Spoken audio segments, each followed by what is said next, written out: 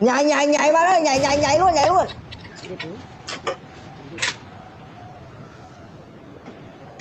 Mà sao hôm nay tao thấy mày có vẻ bận rộn thế? Cái thằng kia. Bring up voice chat. Bring up voice chat. Ồ. Rồi, tao chỉ thích lịch cái nóc nhà thôi.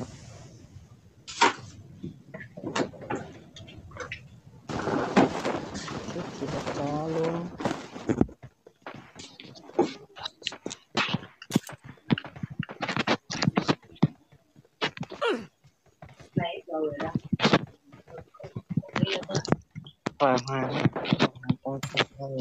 Sao nay thấy mày có vẻ bận rộn đấy? Anh nhiều quá đấy còn mua được đắp còn lọt tao biết đẹp trai mày nhiều hơn con.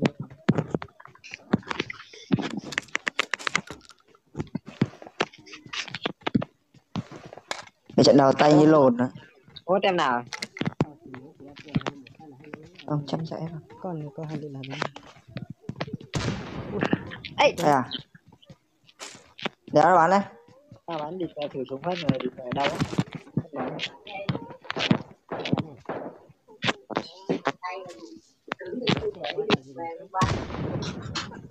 Để nó bán ơi. Cái đồi đấy hả? ui thế này Đúng rồi trên đồi phải rồi.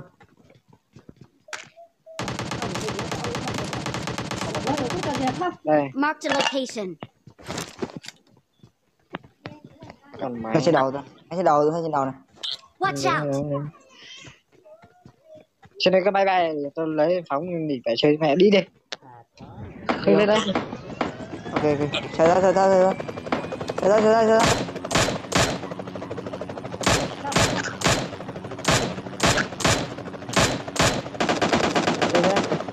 Lên luôn. bây giờ tí qua một cái rồi Lên cao vào, đừng đâu mà đá. tí một tin hè tí nè Trên đây rồi. một cái là Thế thằng à? Bên này. Watch out. Watch Đây rồi. out. Ok. Đéo đổ chỗ ra kia đây à? Đây chỗ này. Thấy không? Còn đéo vậy đi. Đây. Đó.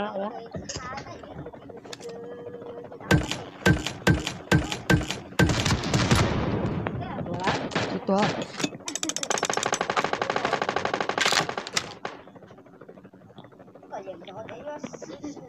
có đâu từ đâu thì nó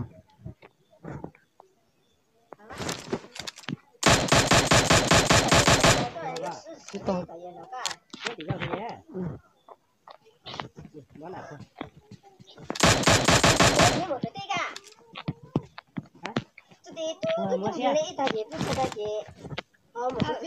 Đây này. Bot đó. Bây giờ người à? Đi lên đây.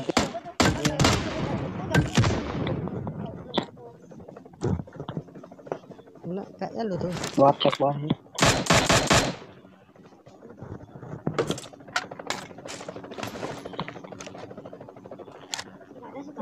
Chẳng mấy thằng rồi.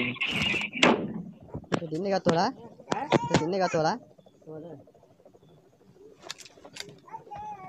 Nó nói đi, người nó nói là cái nhau là nó là cô hết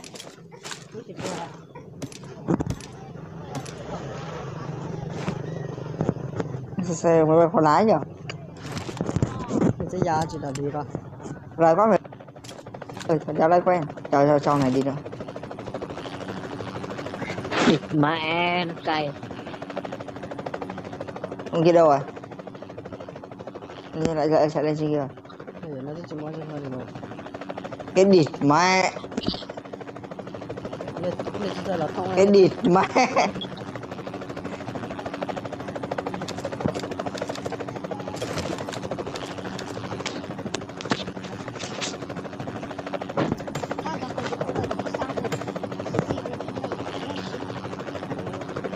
Tao mất tiếng game, bật mic lên là mất tiếng game.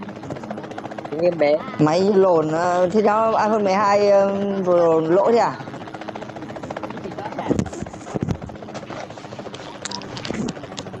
bây giờ nó cho chỉ có ra đây nè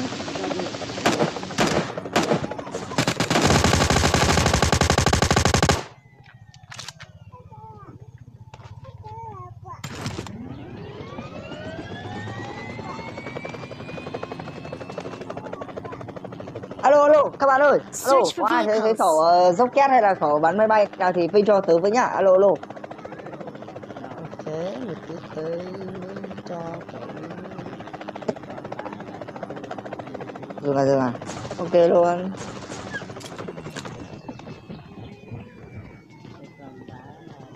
Ra hành.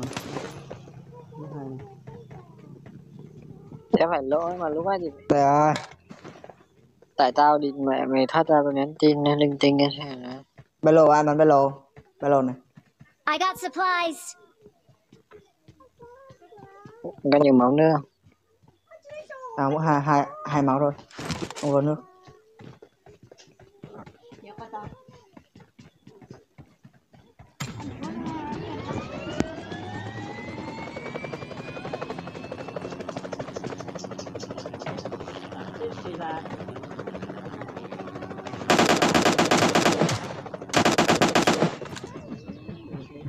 Con này bắn được nhiều boss mình từ nãy đã để ý gì.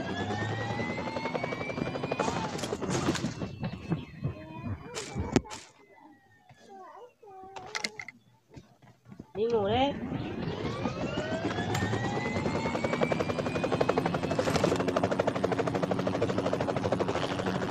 Tích với tắt. Nào.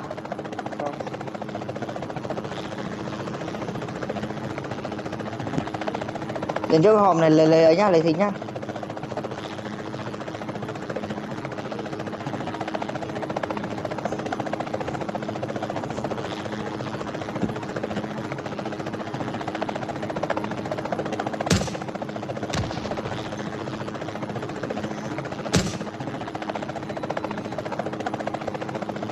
Mình lấy tiếng là nó một siêu.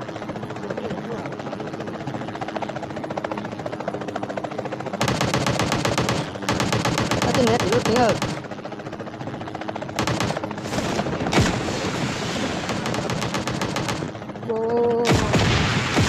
Vãi lồn thì lại bơi rồi không? Vãi lồn. Tối dễ chút. Không được thế đâu vậy. Tôi đó.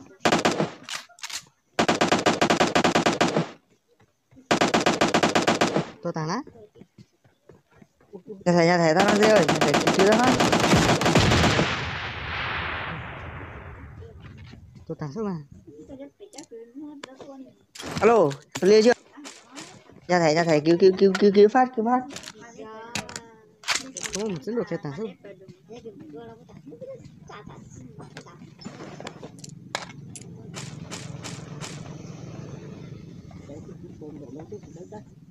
Lấy con xe đi cứu tao đi trong dây rồi. Chết rồi. Thâu tiền ý. Thâu tiền đây.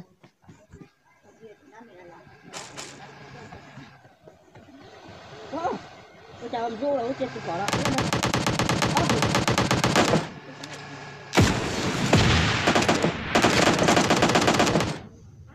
Nậu xui mà.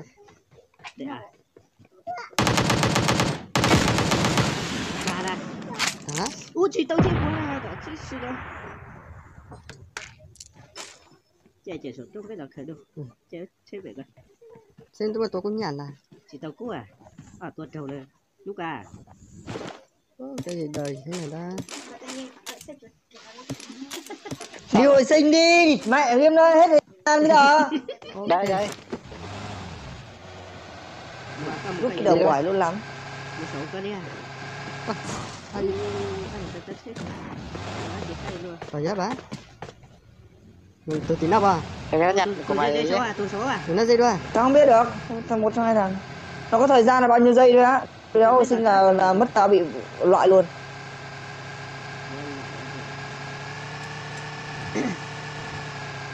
Người ta sẽ nhặt thế. Triệu hồi đi. Tao không có cái nào nữa. Bây giờ nó mà chết xem hồn toàn. Bây giờ một đất. Đây à. Thằng tí đưa Đi tao ra về đi chỗ quay cũ lại cũ chỗ quay lại chỗ. để ra xuống này xuống này. Watch out! Lên xe luôn này. Enemies ahead! Mày về chỗ cũ luôn à? Bây giờ ra về chỗ cũ lấy đồ cái thằng này thôi.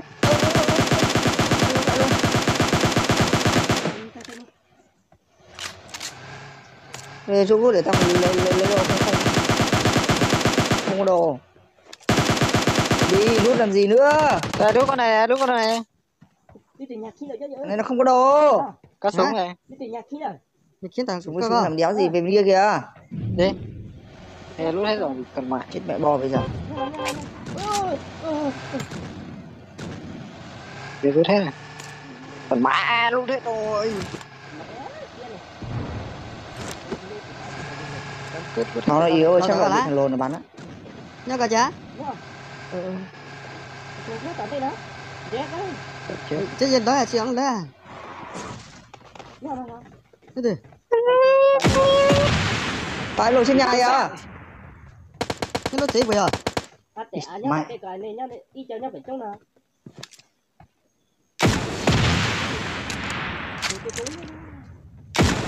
Ô, cái này có tích kia này tua. Hay. Này có nhấp bị cái này cũng nhớ này, nhớ còn sao nè. Lên gạt luôn đi. Còn là trứng mà. Đây mấy thằng. Hay còn là trứng nè. Hay còn lon đã nó Thằng nè. thôi. Còn mãi. Có thấy lúc sát tao có một. Lại nhà phải ra kịp với tao tiếp. Đúng rồi. Lại đến bây giờ 80 giây à nhìn. Thôi thì mẹ 70 giây vãi lồn. Cái chỉ bot tôi rồi. Bỏ cái thằng boss đi đi. Chạy thế nè. Cái chỉ số nó chết rồi. Lại Có một người hay chết này. Rồi đó. Nó có chỗ trong bo này. Bố cho người chết à? Ta nó có tua. Tao đâu có gì đâu. Vãi lồn thằng kia nó giết thằng đồng đội mình ơi. Muốn lại Kìa mẹ nó.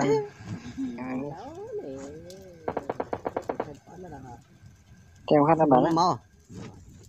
Thằng khác nó bắn kia hay là thằng kia nó tự giết nhau ấy. Tự giết nhau, nó cứu rồi. Chắc nó đéo vậy rồi. Chắc là nó ấy đấy, chắc là nó trêu nhau ấy.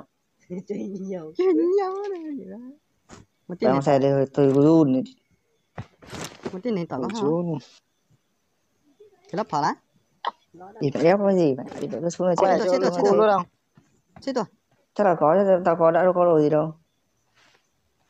Ba cho vào.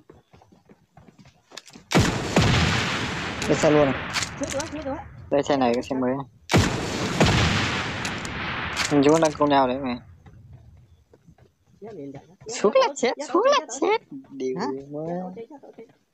Đến nơi lại chết.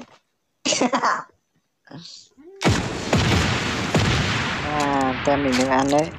Kinh đấy. Để cho tem mình đi, Mẹ nhưng mà sao xe này khó lái với luôn. Có phần nào? Tem mình để cho tem mình tao vơ vét hết đồ. Lo từ hồi này. Lo từ hồi này. Chết rồi, ôi nó gì? Rồi. Đồ đây, đài quá trời là người hai bạn ơi. Bạn tôi giàu quá rồi, tôi vừa mới đáp trong đây tôi giàu quá. Đây giàu đống cả đống đây này. Đéo có rocket à? Tôi rocket. Đây rocket này mày. Rocket đài ra có biết điều khiển UEA. Rocket đài đây này. Đạn không? Đạn không? Alo. Hello. Mình có 15 viên à. Thằng trên tầng như này dòng với luôn. Để ra lên. Thằng tầng này dòng với luôn. Rocket này đầy đạn như này thì phải thằng trên tầng dòng với luôn. Dập hết. Rồi vô bo đi. Đi rồi, đi vào bo đi. Chết rồi, tao cho có súng này không? Xe này 3 thằng thôi. Đây súng thì bạn không có súng lậu. Luôn rồi, tao đấy khỏi thôi. AK đâu có đạn. Đâu số 2 đâu. Tao thử số 2 cái xe buồn. Tao có máy điều khiển USA tí tao sẽ đi phải xích bắn. Đây kia máy bay đấy. Nhưng máy bay đấy chỉ bọn ở ngoài đồng á thì mày bắn được thôi, bọn nó trong nhà bắn lộn à. Ra ngoài đồng. 3 xe luôn. Trong mấy thằng một xe cho nó 2. Không, số 2 không có nước à? Cái đéo này. Chẳng em mở mic gì cả. Tôi đi về xe này khó lái quá. Hay đi trong xe đi. Đấy đạn rocket đây này. Dễ chỉ có con UAS đấy. Để cho mấy hòm xanh xanh kìa, không có người ấy. Vãi rồi. Vãi rồi. Lùm bắn nhau đâu ấy? Alo. Vào khu nhà đấy. Vãi luôn. Xe này khó lái quá.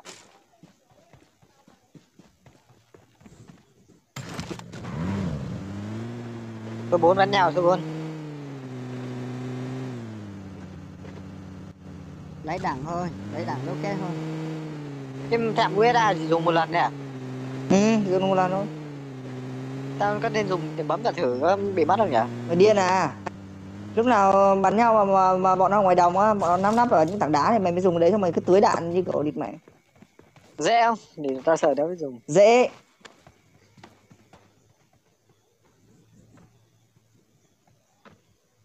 Thế thế cậu đạn xanh nhỉ? Bảo tao nhá. M4 hoặc là Saka. Saka vừa nãy bên kia đài sao con lấy? Đã để kịp lấy đâu. Đi 3 đi. Đi. Đi một xe, đi xe nhiều xe. Đi 2 xe. Này. Đi 2 xe đi. Một xe rồi. 2 xe. 2 xe kia khó lái.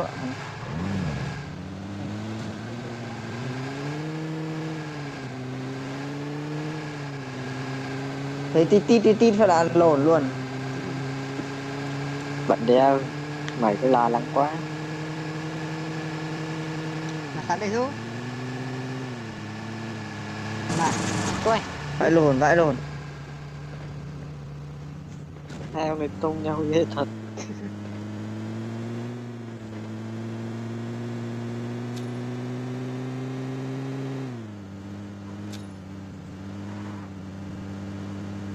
Vãi lồn lao không bể. Xe leo lắm à.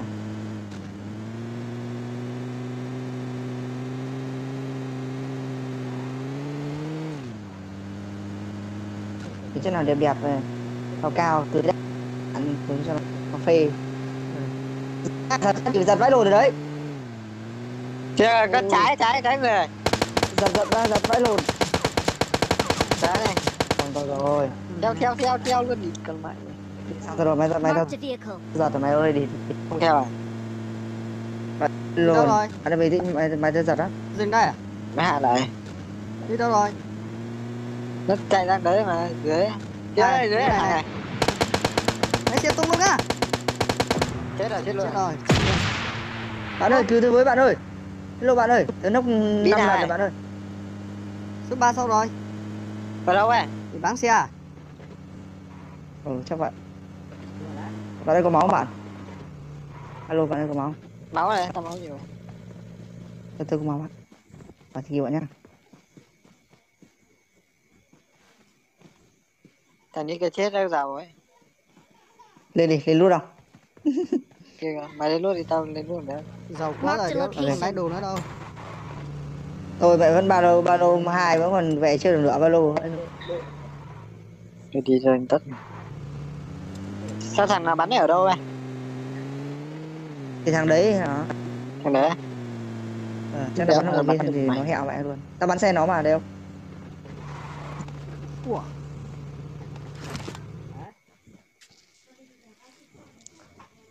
Nhảy xe mà gần chết luôn. Lộc két nhiều vãi cả đồ.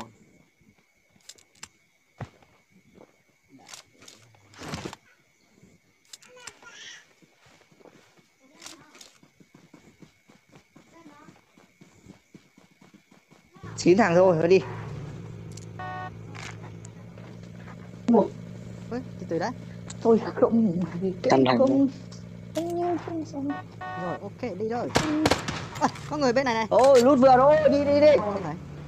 Không phải. Đi đâu đây bây giờ? Cứ đi bạn cứ lượn lò vào tớ gặp thằng nào bắn luôn, không phải sợ. Thằng nào đua xe vào Trước mặt có người kìa, trước mặt. dí luôn. Đi luôn, tăng bấm tăng lên, gì đó. Sao hết xăng rồi. Mình sao nào nhảy muốn nhảy ra cái này. Gì đâu luôn. Lột đi. Ôi rồi. Phải là tới đạn thì má ơi luôn. Ra tới đạn má ơi. Nó trúng rồi. Chạy đi. Chạy ra nhà bên này. Đừng xuống ra. Ôi, ok ho.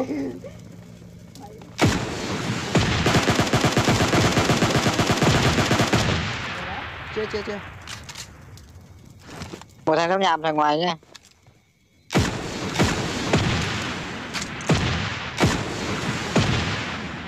Còn cứ tưới nhiều đạn tôi sẽ là cái má ơi luôn. Nó là dù lắm đấy. Hoảng. Như thế hay thằng đó sâu súng nổi. Hay mình không súng sang gì thì quả. Ô bắn. Được, để ta cho biết nào lấy độ chó lợn này ta biết phải thế nào. Ôi, cứu vào đây. Đông là rồi, bạn ơi, bấm chặn luôn. Chặn được cái. Chết rồi. Chết luôn này kìa. Chạy. Còn một thằng nữa. Lia rồi.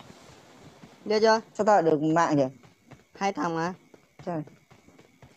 Chết 2 thằng luôn à? Tớ đông mạng rồi. Tớ đông mạng chắc là kia rồi. Chết 2 thằng. Vãi luôn. Chết rồi. Lại chết luôn. Ở đâu á? Không luôn. À vẫn còn nè, trên nhà. Vẫn còn đấy.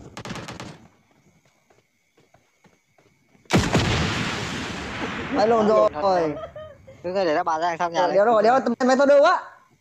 Vào đây. Đây. Xong rồi. Vào ra sau này.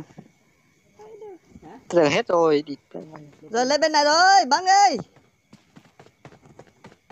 Tới rồi số 3 ơi, tới rồi. Đéo. Còn đâu. Bắn rocket nha. Đây. Chết ngay. Còn một thằng nữa. Chết rồi, hết rồi. Rồi cứu nhanh rồi. Ok. Bà Yên tâm. Lên hết rồi, còn 30% thôi. Yên tâm. Tụi mình ăn ở tốt không phải sợ. Bo về nữa rồi, còn không đi kịp nữa. Phải đéo được rồi. đéo cái xe. Lấy xe. Xe trước mặt rồi. Từ chạy trước nha, dưới đất trước nha. Nhà thẻ rồi cứu đó, huy sinh đó. Anh nhà thẻ. Tôi nghĩ là tầm này không hồi sinh được đâu bạn ơi. Không phải là mình không muốn cứu nhưng mà nó quá là khó. Vãi lùn, xe còn hết xăng điên vãi lùn. Cái xe buggy đi.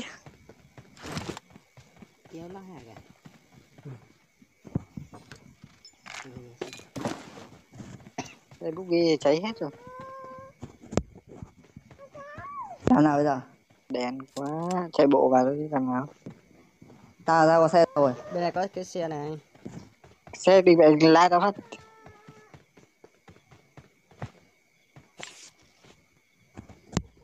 Máu tụi tôi quá mày ơi, đéo được rồi, ta chết bom mất.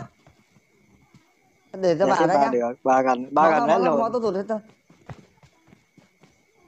Đéo chạy luôn, nó vào rồi tao sợ không đón mày, tao không uống nước. Chắc tao vào kịp. À, vào đi. Oh. Vào được chết tao kia cứu luôn, nốc cứu luôn. Rồi. Mày bay nhanh nhá. Bay ra ngoài loan nha. Mày dùng cái máy này được cái nhỉ? Đi dùng được rồi đấy. Nhưng mà để biết vị trí của nó chứ. Từ để tí bo trong thì hắn dùng. Nghĩa là cái đấy nó như kiểu là mày lúc mà mày ngồi trên máy bay trận lúc đầu vào game ấy. Hiểu không? Nghĩa là mày nhìn được từ trên cao xong mày thấy thằng nào mày tỉa. Cái dao chụp phốt tao con. Nhưng mà cái đấy mà nó phải quay theo hướng nhá. Mày thích quay hướng nào thì mày quay theo hướng đấy. Từ mày bay hướng SE thì mày quay về hướng SE mày cho nó bay. Đó, có một cái có một nó là chỉ đổi rồi. Chị đen nhá tao cái. Mua. Thấy ping. Tao chỉ lo nước là gì? Dưới này ở đây thôi, đi xem gì? Cái này giữa ba mà. Tao lo nước. Các bạn đấy nhá, chờ bạn này đi. Mày cho tao lo nước. Mày lo nước sinh hả? Vệ sinh được rồi. Bring up voice chat. Lót nước á? Mới biết là tao bảo tao nãy giờ. Một lon. Hay còn nó một lon một phết. Nhưng mà bạn ông kia mà hồi sinh được không đéo có súng mà bắn. Này ở đây siêu đùa đâu tại vì Sao vẫn hồi sinh được? Thì tao tưởng hết cột rồi này. sinh được nhưng mà nó không có đồ. Ai vậy? Cho để trong ba. Ôi, Ôi vài lần không kia máu tụt máu ơi à. Đi bắn vậy mà. Bắn ở đây bay về hướng này chứ gì. tôi lấy Không một phải cái. bắn ở hướng đấy. Kìa được. Dạ, mày cho nó bay về hướng đấy đi.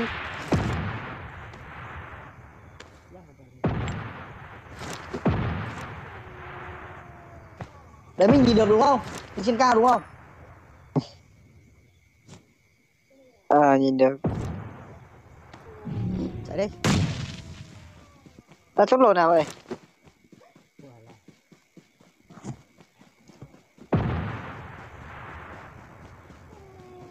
Kéo thấy mà.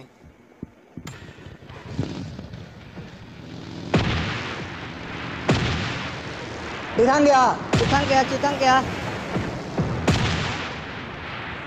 Rồi nhờ trực thăng. Mạnh. Hả? Nó tí nè. Nó xuống rồi, xuống rồi. Nó là.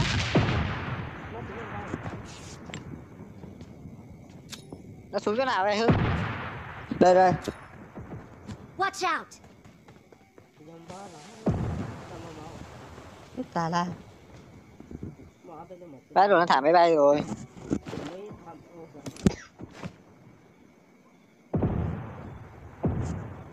Nó tên máy bay kìa. Ăn lồn rồi, đi về là có cái lồn kia kìa. Ta đã trả đá rồi. Đá đơn vụ đâu. Xin anh thôi anh ơi. Anh ơi. Thôi số cái này cứng thế, bắn chết luôn. Chết rồi.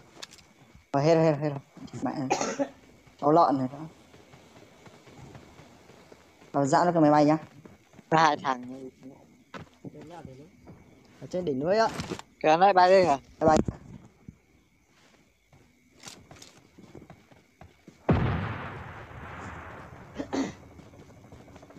Nó đi máy bay kìa. Máy bay vào đúng mới được. Nó xuống kìa. Rồi. Một thằng xuống thế nào ấy. Nó có nổ laser nhá, có bốn viên ở đoạn đấy. Đó có cây. Chết rồi. Lồn chết rồi. Chết luôn. Rồi, gần chết Hai thằng bom nữa. rồi. Ngoài bo chạy vào thế. Ngoài bo chạy vào rồi. Rồi, top 1. Ok. Gà, với thằng gà này đây. Ôi giời.